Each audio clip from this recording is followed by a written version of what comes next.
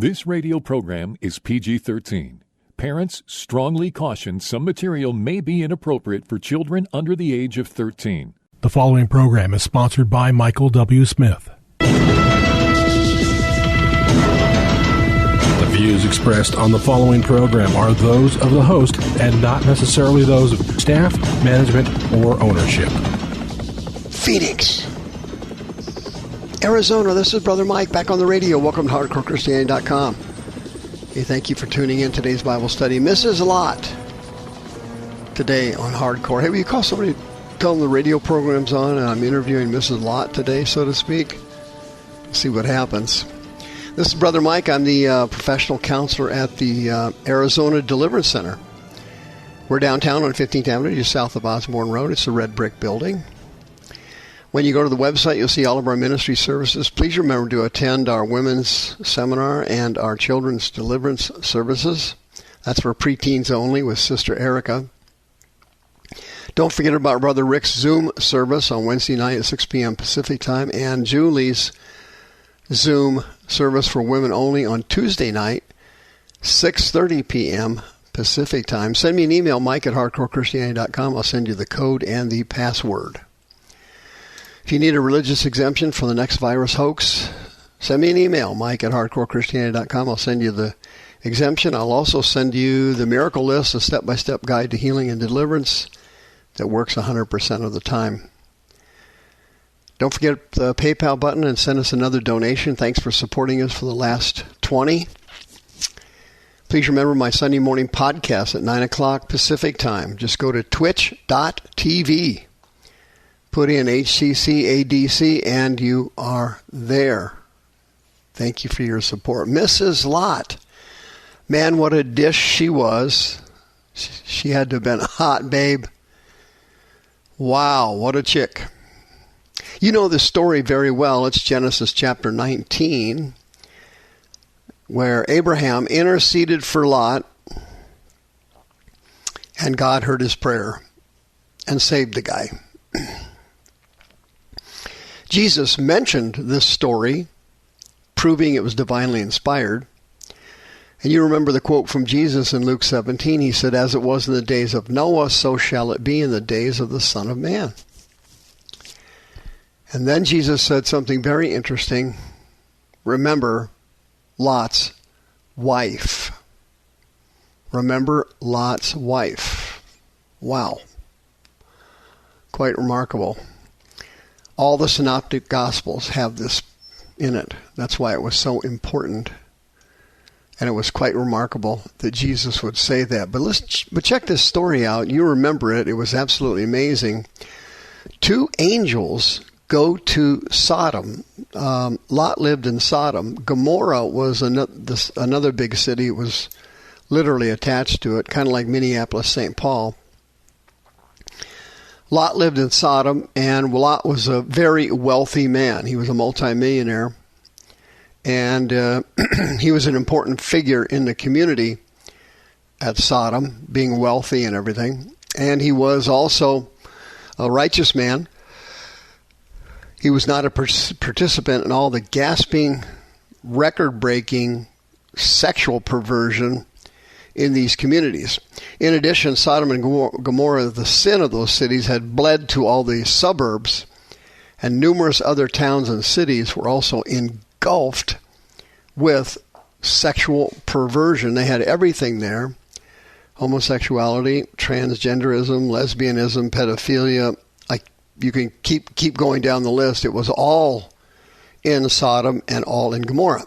Now, as I've mentioned on numerous broadcasts, the root cause of all these issues are powerful, and I mean powerful on steroids, sexual perversion demons. They get into a child and pre-puberty, usually during periods of abuse, and these spirits get into the person and they morph their gender and they morph their sexuality as they go through puberty.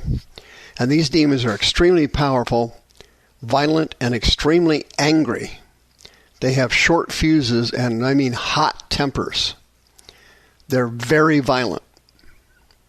As you can see by today, the LGBTQ movement is extremely aggressive and extremely violent.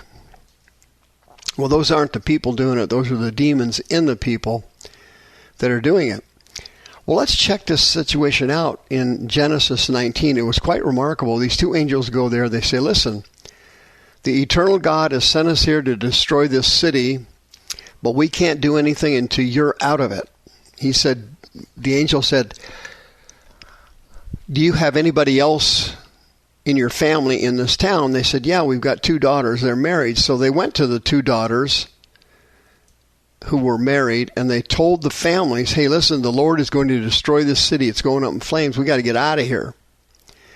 And the Bible says they looked at them like they were literally out of their minds, completely gone. They come back and they tell the angels, hey, my other two daughters are not going to leave. So the angels said, we got to get out of here ASAP. And Lot and his wife were very reluctant to leave, even though they had the warning, even though they were told what was going to happen. They still couldn't do it. Well, anyway, you know the story. The angels dragged them out of town, grabbed them by the hands, and hauled them out. And two of his other daughters went with him. So 4 people left Sodom. Well, the angels told him to flee to the mountains. That was the safest place to go. And Lot, who was petrified to go to the mountains, he was afraid. He wanted to go to one of the suburb cities of perversion, the rot gut Zoar. Zoar was a city also similar to Sodom and Gomorrah, but it was just much smaller. So the angels said, go ahead and go. We got to get you out of here. We can't torch this place until you're gone. And so the angel told them to run. Run. So you can see the urgency here. It's everywhere. It's all over. Well, the Bible says while they're running there, Lot's wife changes her mind and wants to go home. And sure enough, she's running behind Lot. He doesn't see it happen. She turns around. She turns and starts to go back, and poof, judgment from God fell on her, and she became a pillar of salt. The reason that God did that was because if she started to run back and her family saw her doing it, they would have stopped and ran after her. So you would have had a situation where Lot's wife was dragging the family back to Sodom. They would have all 4 been running back to Sodom, either trying to catch the wife or to join her so she didn't have to live in Sodom by herself. So God had to stop her supernaturally and sovereignly in order to save Lot, because Abraham and Jehovah were the best of friends, and God had given Abraham his word. So Lot's wife had to be saltized to save the other 3. Well, Lot's family was very dysfunctional, as you know. Lot's wife was obviously a screw-up. And they had been raised, the daughters had all been raised in Sodom. So that meant that they were around sexual perversion 24/7, 365. When a child is raised in a certain environment, if it's a perverted environment, if it's a violent environment, it doesn't matter. The child absorbs their environment. Children are like sponges, emotionally and psychologically. They just simply absorb everything around them. And so the sexual perversion, the pedophilia, the group sex, the orgies, the lesbianism, the homosexuality, the anal sex, the bondage sex, everything else.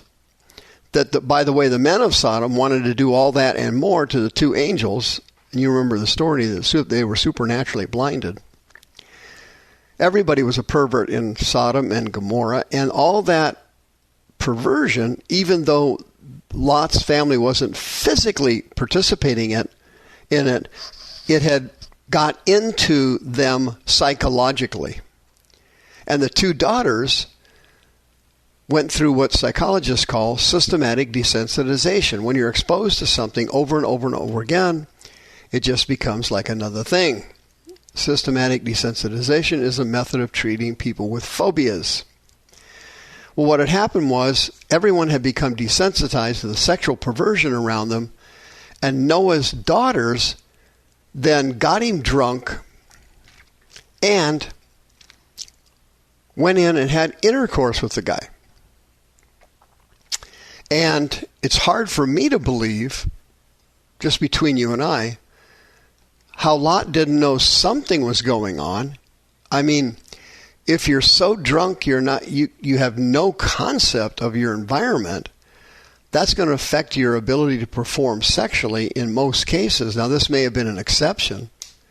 But anyway, whatever happened, both daughters, in a way, raped their dad. And the reason all this happened was the mother wasn't there to stop it.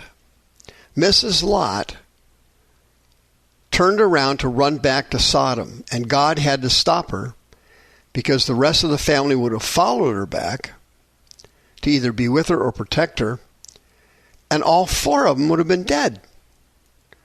So God saved their lives, and unfortunately, because of the sexual perversion that the children had been raised in, they saw it everywhere. They saw it all the time. Lot even saw it by offering his two daughters as a sexual favor to the rapists that had come to the door to rape and brutalize and sodomize the two angels.